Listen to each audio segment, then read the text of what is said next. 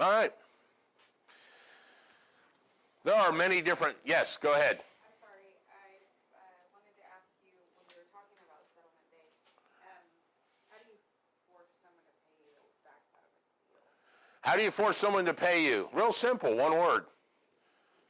Court. We'll talk more about it and get into the detail. It's called a suit for specific performance. All right? A lot of times the hammer is big enough. The hammer of court.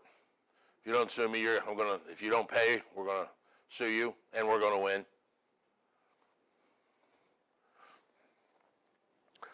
There are different types of real estate we're going to discuss in this course. 95% of it's going to be residential real estate. We're going to talk about residential real estate. However, commercial real estate we will discuss, and it, remember, is the same license that we're having. So if you decide you want to get into commercial real estate, when you pass your exam, all you have to do, it's a secret, you ready? Start doing commercial real estate. It's the same license, all right? Better money in commercial real estate than residential? Is there better money? The answer is definitely maybe. It's a definite maybe. Commissions are usually higher, but the time frame is longer. All right? So it depends how you do that. One of the things I loved about commercial real estate, the Modulin Group was a commercial real estate brokerage for 5 or 6 years where we just concentrated. I will tell you, my largest commission check, $84,000. It's a pretty nice commission, except we found the buyer in February and closed the Wednesday before Thanksgiving because there was so much due diligence and effort. Plus, it's such a business transaction. I was on vacation 1 week, nothing happened. The other agent was on vacation 1 week, nothing happened. The banker that had to okay the deal was gone for 3 weeks, nothing happened. Because it is business, the good thing about it is usually no evenings, no weekends. The bad part about it is it's no evenings and no weekends. So that's why, there were 5 weeks inside of that time frame where nothing literally happened on the deal because one of us were gone. I'll handle it when I get back. It's not like, well, Billy has to move into his house so his kids can get in and start school, so therefore we're going to work really hard over the weekend and Saturday and Sunday and take phone calls. No real deadlines. Yeah. So the advantage to commercial is it's number-based, but it's business-driven. The downside is it's numbers-based and business-driven.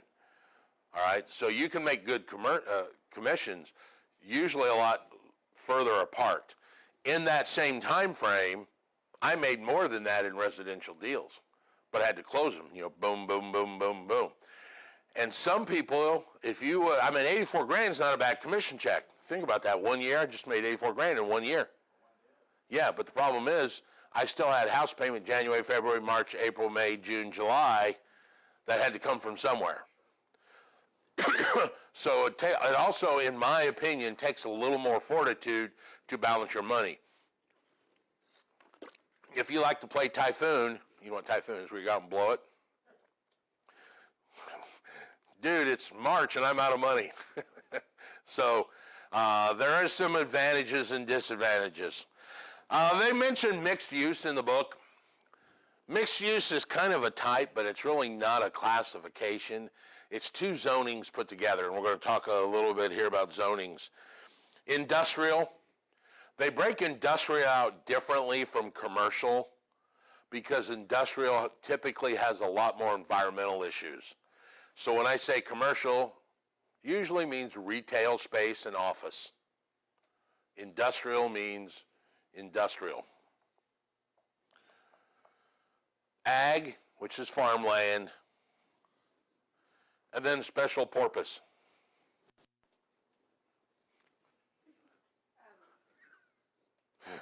Really? Nobody? Okay, we'll let it go. We'll let it go. Yes? You were talking about agricultural. I've seen some residential can they be zoned for both? No. The question is, can you be zoned for both? No, you cannot.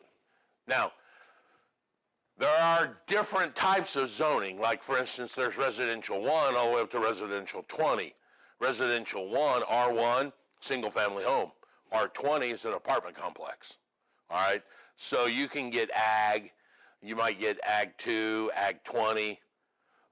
Typically, ag will allow you to put a single-family home so a farmer can live on it, but you're not going to go out and build or develop houses, because then you're going to have to convert and rezone it to something else. So you couldn't, like, for example, you couldn't have an agricultural property and turn it into an intentional community. Can you turn an agricultural into residential? Yes, but not as ag zoning.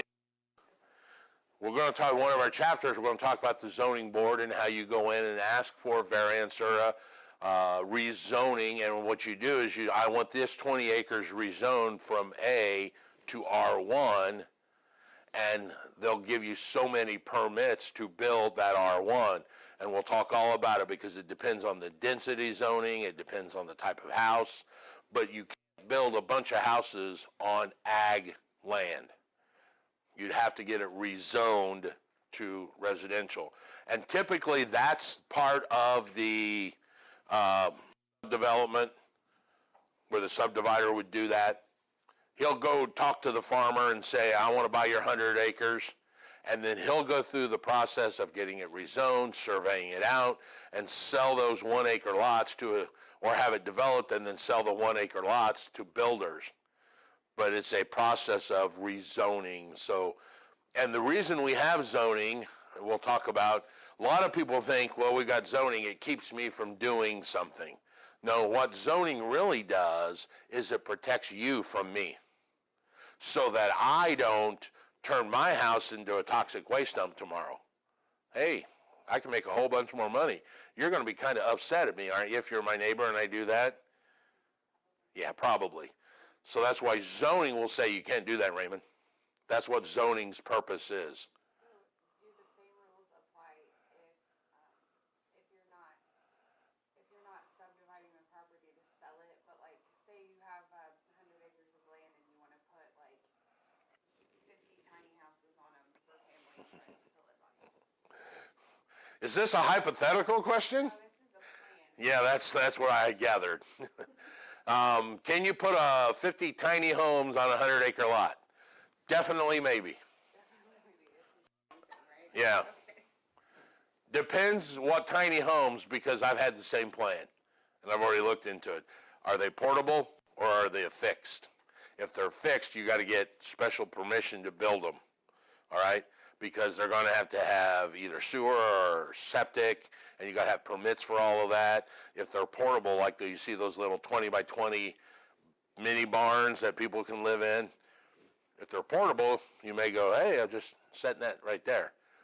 So it depends. I'm going to set it right there and set another one right there and set another one right there, but I can move them. Also depends on your county. I live in Brown County. Brown County is more favorable to that kind of stuff than, say, like Hamilton County. All right? Hamilton County is Fishers. They're not going to allow that. Special purpose we didn't touch on are things that you only see one or two of. Churches, government centers, libraries, golf courses, cemeteries. Those may have special zoning, and there's very few of them usually in a neighborhood, all right? Or in an area, rather.